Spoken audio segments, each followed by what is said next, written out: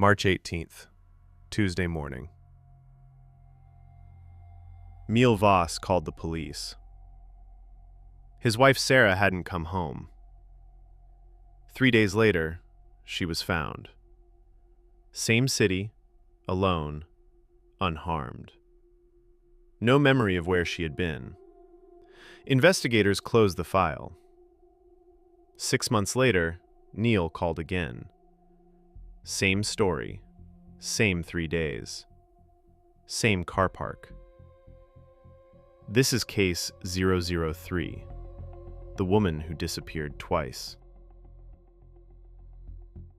Sarah Voss, 34 years old, primary school teacher. By all accounts, quiet, dedicated, well-liked. She had been married to Neil Voss for 6 years.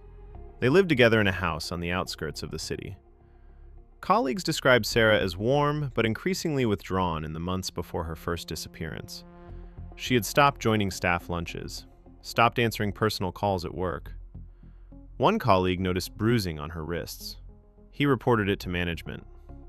Management did nothing.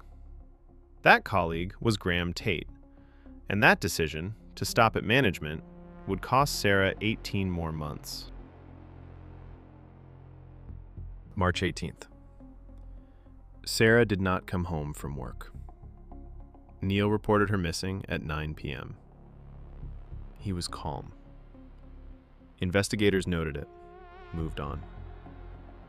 3 days later, March 21st, Sarah was found in a car park on the north side of the city.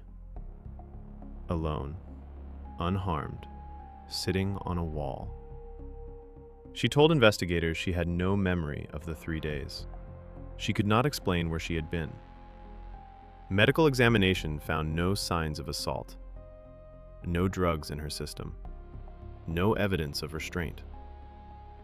Investigators accepted her account. They shouldn't have. Not because she was lying, because she was protecting herself from the person she was going home to. 3 people sit at the center of this case. Neil Voss, the husband. Dr. Irene Caswell, the therapist. And Graham Tate, the colleague who saw and stayed silent. Each of them held a piece of what was happening to Sarah. None of them gave investigators the full picture. One of them was protecting her. One of them was controlling her. And one of them simply looked away. Neil Voss had been financially controlling Sarah for 3 years before her first disappearance. Every bank account was in his name.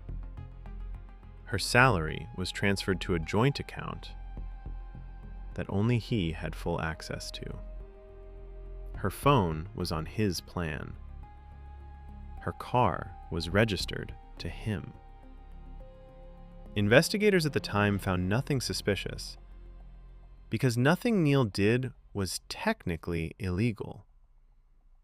Control rarely is. When Sarah disappeared the first time, Neil did not visit the car park where she was found. He did not ask to see her medical report. He did not ask investigators a single question about what might have happened to his wife. He simply collected her and brought her home. Sarah had been seeing Dr. Irene Caswell for 8 months before her first disappearance. Weekly sessions, without fail. 2 weeks after the first disappearance, Sarah stopped. No explanation given, sessions simply ended. 6 months passed. Then, 1 week before the second disappearance, Sarah resumed sessions with Dr. Caswell. 1 week. Investigators requested the session notes. Dr. Caswell refused. Patient confidentiality. She was within her legal rights. But the dates were not protected. And the dates told a story that the notes could only have confirmed. Sarah didn't stop sessions because she was better. She stopped because Neil had become suspicious. She resumed because she was ready to try again. September 9th, Tuesday evening. Sarah left work at her normal time. She did not go home. At 11:43 p.m., a CCTV camera in a car park on the north side of the city captured her walking in. The same car park where she had been found 6 months earlier. The camera covered the entire space. One entrance, one exit. No blind spots. Or so investigators believed. The camera ran without interruption all night. Sarah Voss never appeared on it again. 3 days later, September 12th, she was found standing in the same car park. Same spot, same stillness. Waiting. The camera had recorded every second, and investigators had watched every frame. What none of them had checked was the far side of the car park. A secondary service entrance, outside the camera's range, 12 feet from where Sarah had been standing when the camera last captured her. Here is what actually happened. Sarah Voss was not disappearing. She was leaving. The first attempt, March 18th, Dr. Caswell had arranged a safe house.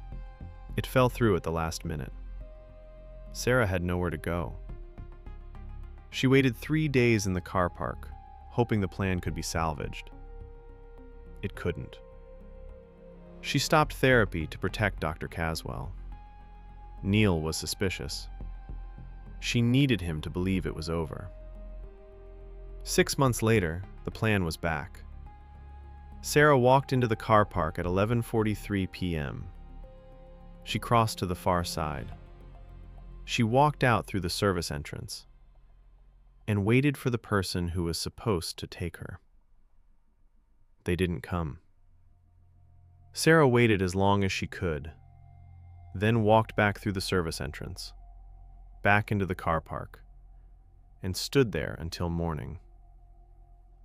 2 attempts, 2 failures, and a husband who collected her both times and brought her home. Graham Tate had worked alongside Sarah for 4 years.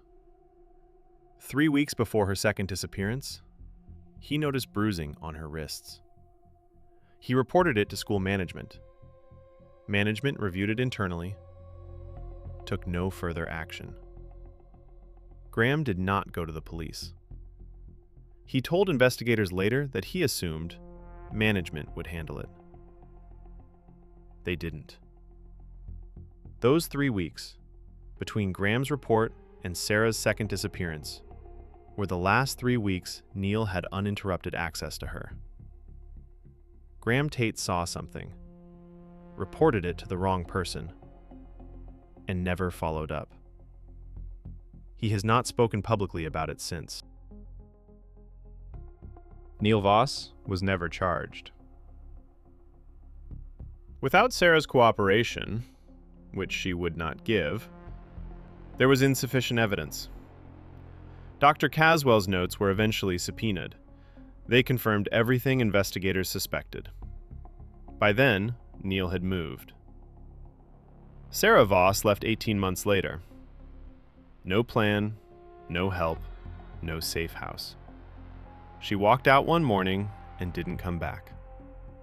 She was never missing. She was just trying to leave. And the system that was supposed to help her failed her. Twice. This was Case 003, Hidden Truth Bureau. Every case hides something. We uncover it.